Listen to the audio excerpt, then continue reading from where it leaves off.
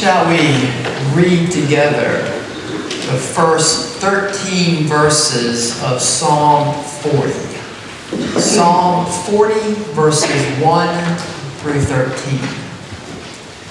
The psalmist says this: I waited patiently for the Lord, and He inclined to me and heard my cry. He brought me up out of the pit of destruction, out of the miry clay, and He set my feet upon a rock, making my footsteps firm. He put a new song in my mouth, a song of praise to our God. Many will see and fear and will trust in the Lord. How blessed is the man, how blessed is the woman who has made the Lord their trust, and has not turned to the proud, nor to those who lapse into falsehood. Many, O Lord my God, are the wonders which you have done, and your thoughts toward us. There is none to compare with you. If I would declare and speak of them, they would be too numerous to count. Sacrifice and meal offering you have not desired. My ears you have opened. Burnt offering and sin offering you have not required. Then I said, Behold, I come. In the scroll of the book it is written of me. I will delight to do your will, O my God. Your law is within my heart. I have proclaimed glad tidings of righteousness in the great congregation. Behold, I will not restrain my lips. O Lord, you know, I have not hidden your righteousness within my heart. I have spoken of your faithfulness and your salvation. I have not concealed your loving kindness and your truth from the great congregation. You, O Lord, will not withhold your compassion from me. Your loving kindness and your truth will continually preserve me. For evils beyond number have surrounded me. My iniquities have overtaken me, so that I am not able to see. They are more numerous than the hairs of my head, and my heart has failed me. Be pleased, O Lord, to deliver me. Make haste, O Lord, to help me. This is the word of God for me and for you, the people of God. Thanks be to God. And shall we pray? Oh God, indeed, I am so grateful for the privilege that is before me of entering into conversation about your good news with this great congregation. I thank you for the people in front of me. I thank you for the people above me. And I thank you for the people behind me. Oh God, indeed, may we be encouraged as a result of our time together today to let our light shine and to let others know that we are Christians. And it is in Jesus' name, O God, that we submit this and each one of our prayers unto you. Amen. So I want to ask you a question today. The question that I plan to ask you, it might sound awkward if it were coming from anyone, most anyone, other than your pastor. We expect certain types of interaction with certain types of people. We expect certain types of conversations based on the roles that people play in our lives. For example, you go to the doctor, you go to your physician, and the physician says to you, you really need to lose 15 pounds. If you will lose 15 pounds, your blood pressure will improve, you will feel better, you really need to knock off 15 pounds. We expect our doctor to say something like that, don't we? We expect our physician to say something like that because that's the role that they play in our lives. I, as your pastor, would never, ever say anything like that. So I want to ask you a question today that is very appropriate in light of the role that I play in your life and in the life of this congregation.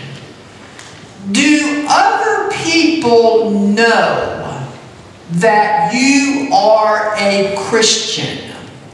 Do your co-workers know that you are a Christian? Do your extended family members know that you are a Christian? Do the folks that you come in contact with day in and day out, those people whose paths you regularly cross, do they know that you are a believer in Jesus the Christ? Do they know that you believe that Jesus died for your sins and rose again? And as crazy as it sounds, that you believe Jesus is coming again in the future?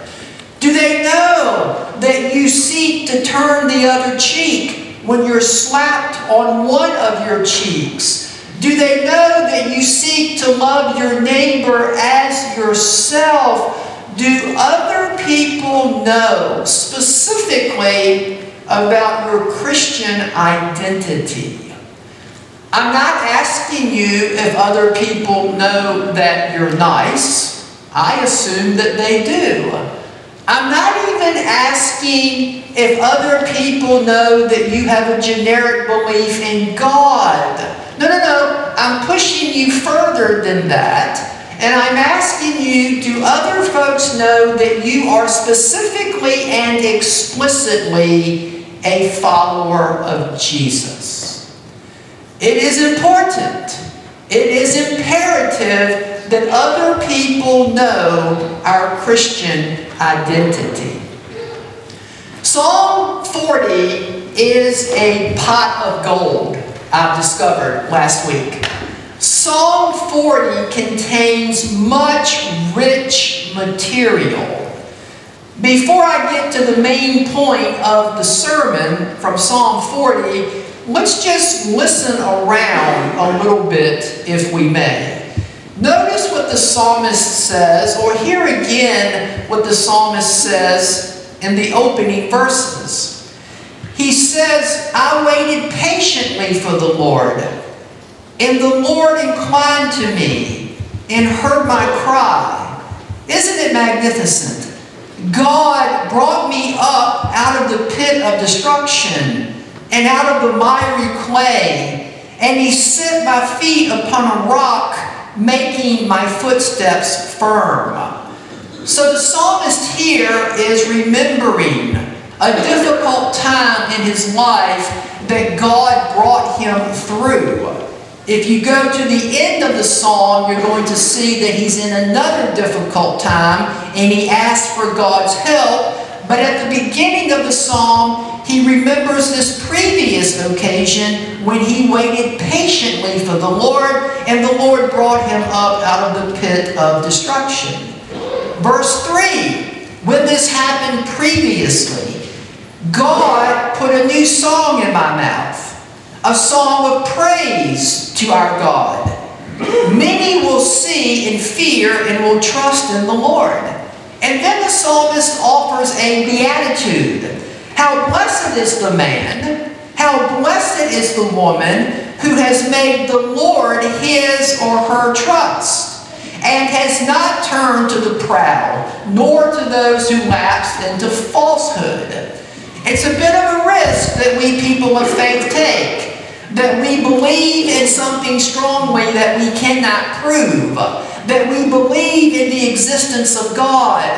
And furthermore, we believe that God has revealed himself to us in the person of Jesus the Christ, and we put our trust in that core conviction, in that core belief, instead of whatever else society may have to offer us. And the psalmist says, yes, that's a risky endeavor, but when you do it, you are blessed. When you do it, you are happy. It is the right and the correct path to be upon.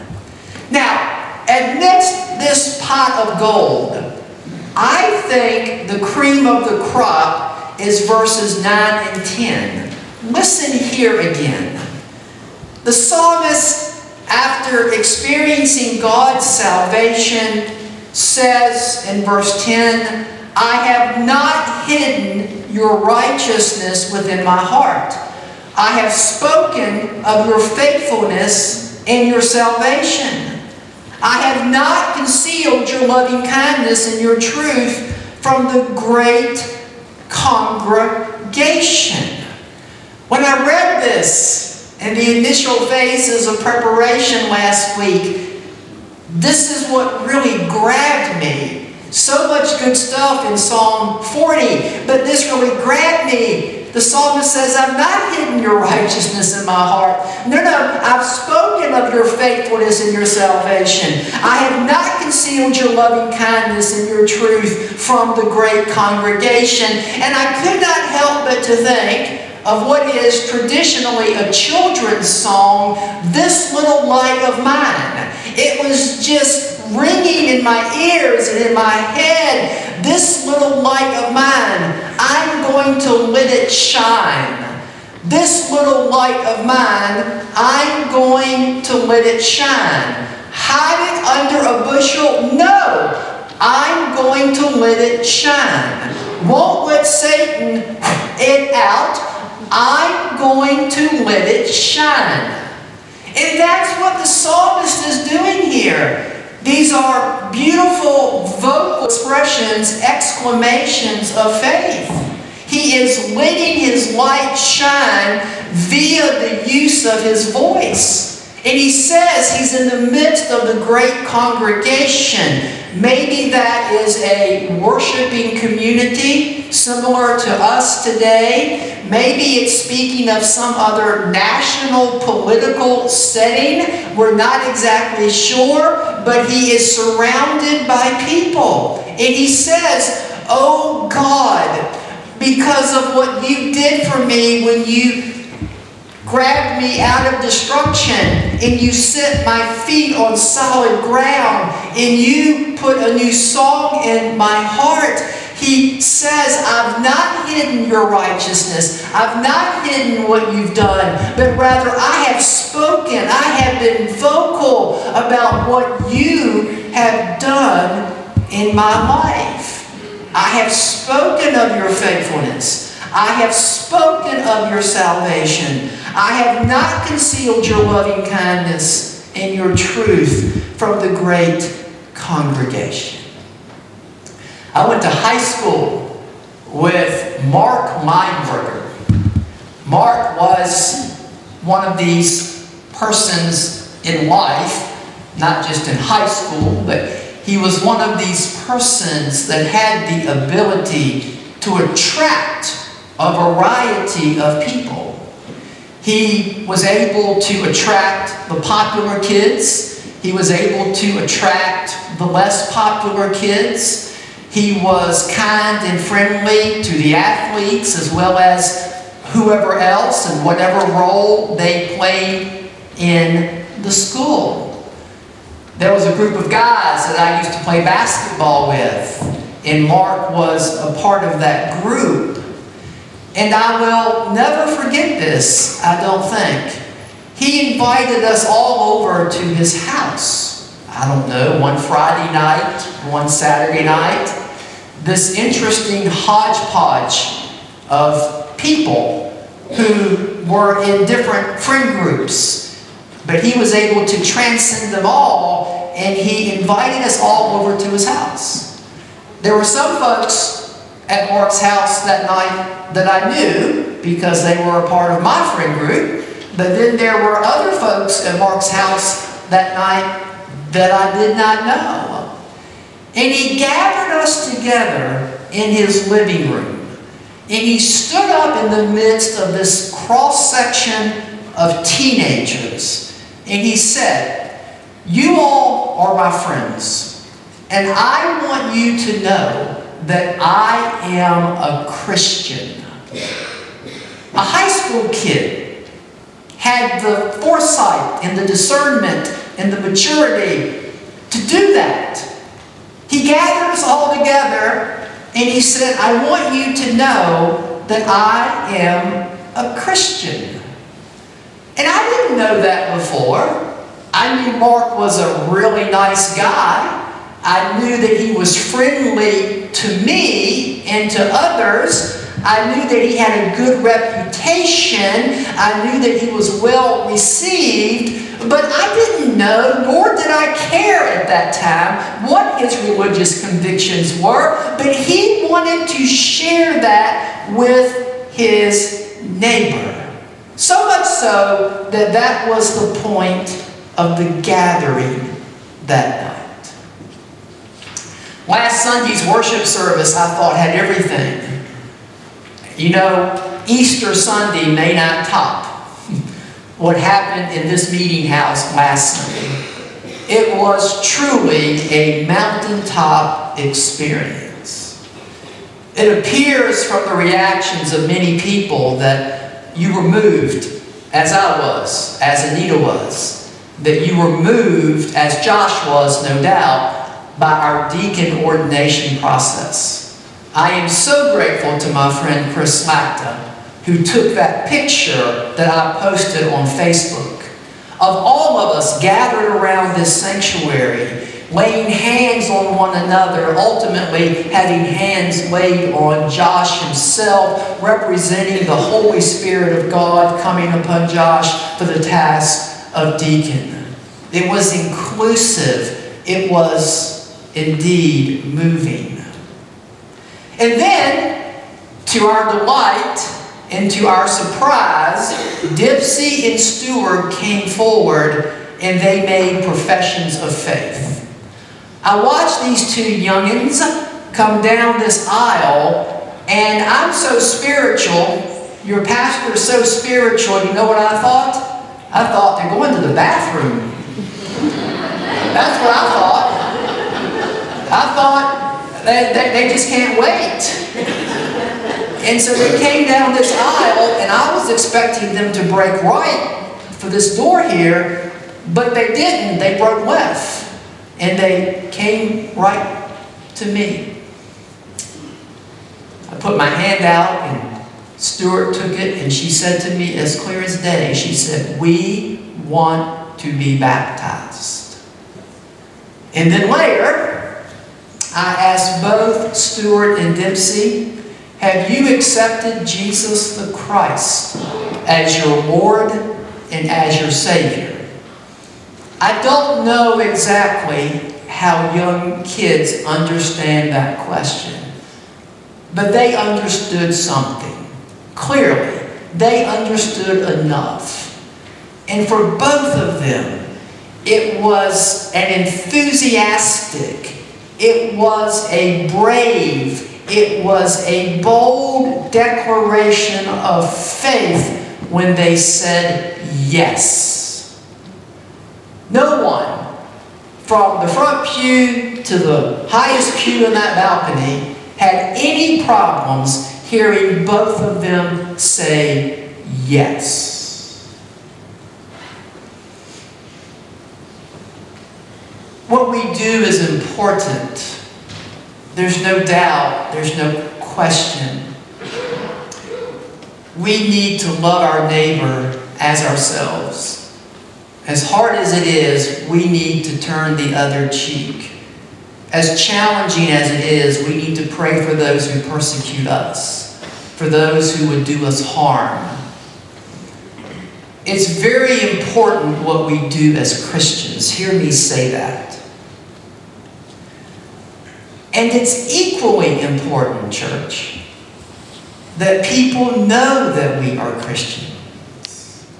That people know what our identity is. That we proclaim in the midst of the great congregation. Maybe that's for you right here today. Maybe it's with your co-workers. Maybe you need to have a little get-together with your closest friends. Feed them something nice. And then say, I just want you to know I am a Christian. It is important that in the words of the psalmist, we do not hide God's righteousness. And it is important in the words of the psalmist that we speak of God's faithfulness and of His salvation to us in Christ. I promise you, I will never, ever tell you that you need to lose weight. I will never do that. I will never tell you that you need to gain weight. That's not the role that I play in your life. You don't expect that from me. But it is appropriate for me as your pastor. It would probably be odd if your doctor asked you this question. You'd probably say, what are you talking about, Doc? But it's totally appropriate for me to ask you this question. Do people know that you are a Christian? Have you and do you proclaim this in public? And does your light shine? This little light of mine, I'm going to let it shine. This little light of mine, I'm going to let it shine. Hide it under a bushel? No. I'm going to let it shine. Won't let Satan it out? No. I'm going to let it shine. Amen.